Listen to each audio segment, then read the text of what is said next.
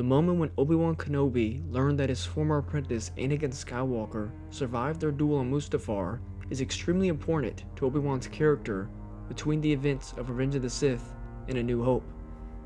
Up until that point, Obi-Wan was certain that he had killed his best friend and brother on the lava banks of Mustafar when he had severely injured Anakin and watched him become engulfed in flames.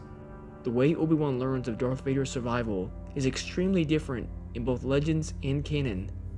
In the canon version, it is through the Disney Plus series Obi-Wan Kenobi, when Obi-Wan finds out through the third sister, Reva, on the planet Daiyu. But the Legends version is far superior in my opinion, and that's what today's video is about. Let's get started.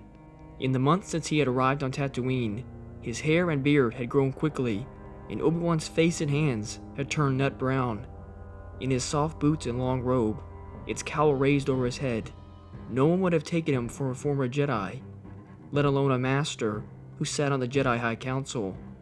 In any case, Tatooine wasn't a world where questions were asked. Many of the Tatooine locals were just learning that the former Republic was now an empire, and sadly most of them didn't care one way or another. Tatooine was on the fringe, and fringe worlds might as well have been invisible to distant Coruscant.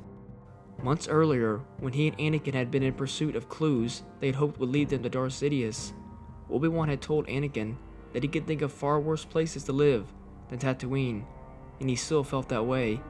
He took a stride in the sand that had so rankled Anakin.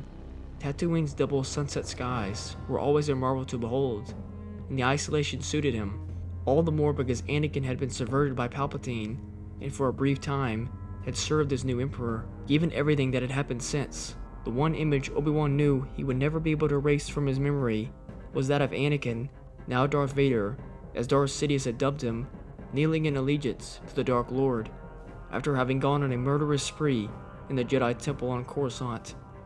If there was a second image, it was of Anakin Skywalker burning on the shore of one of Mustafar's lava flows, cursing him. Had he been wrong to let Anakin die there? Could Anakin have been redeemed, as Padme had believed with her dying words? These were questions that plagued him and pained him more deeply than he would have ever thought possible. And now, all these months later, here he was on Tatooine, Anakin's homeworld, watching over Anakin's infant son, Luke. Luke was Obi-Wan's reason for living. Obi-Wan sat in a cantina and brought the water glass to his mouth and took a sip. A HoloNet news report caught his ear, and he swung to the cantina's display. What was she saying? Obi-Wan asked the human seated 2 tables away. A band of Jedi were killed on Kashyyyk, the man said. Had the HoloNet reporter been referring to Jedi who had been on Kashyyyk with Yoda? Obi-Wan thought. No. He realized when the feed suddenly returned. The reporter was talking about more recent events, about Jedi who had obviously survived Order 66 and had been discovered on Kashyyyk. Obi-Wan continued to listen, growing colder and colder inside. The Empire had accused Kashyyyk of plotting rebellion. Thousands of Wookiees had died. Hundreds of thousands more had been imprisoned. Obi-Wan squeezed his eyes shut in dismay.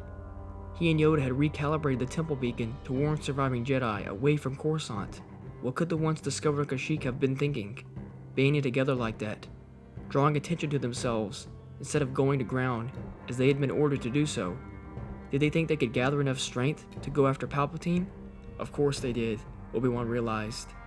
They hadn't realized that Palpatine had manipulated the war, that a Sith occupied the throne, that like everyone else, the Jedi had failed to grasp a truth that should have been evident years earlier.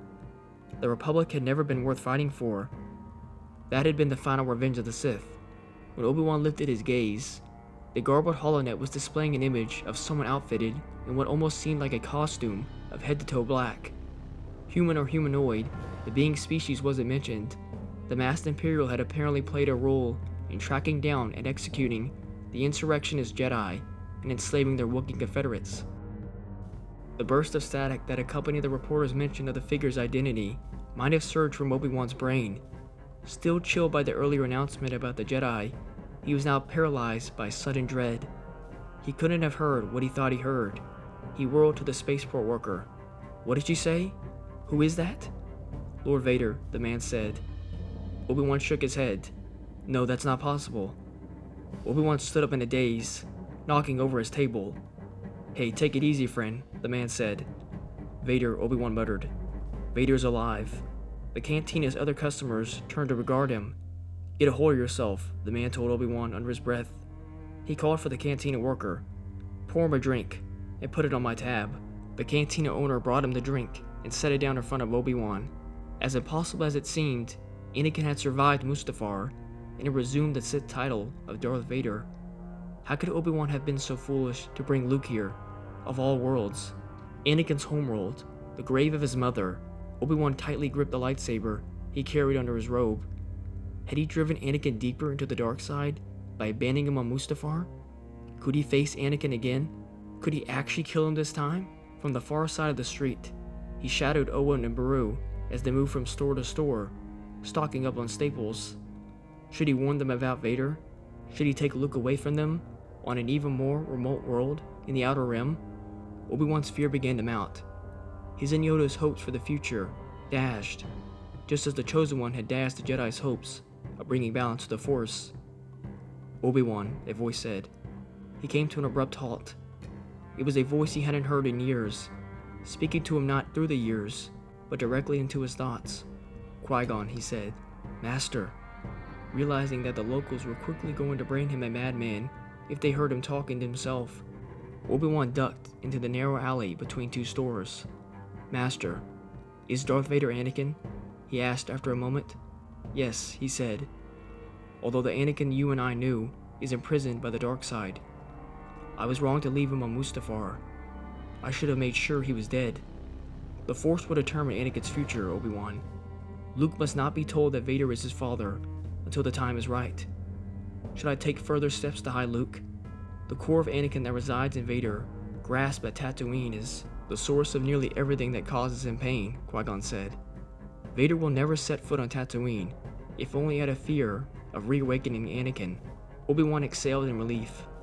"Then my obligation is unchanged. But from what Yoda told me, I know that I have much to learn, Master. You were always that way, Obi-Wan." Qui-Gon's voice faded, and Obi-Wan's fears began to dissipate, replaced by renewed expectation. Thank you all so much for watching. If you enjoyed the video and learned something new, please like and subscribe. And remember, the Force will be with you. Always.